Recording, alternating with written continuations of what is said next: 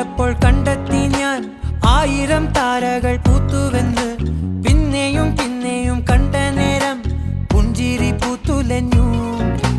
കാണാതെ വയ്യെന്ന തോന്നലായി, കണ്ടിട്ടും കണ്ടിട്ടും പോരാറായി. തൊട്ടപ്പോൾ ആത്മാവിൽ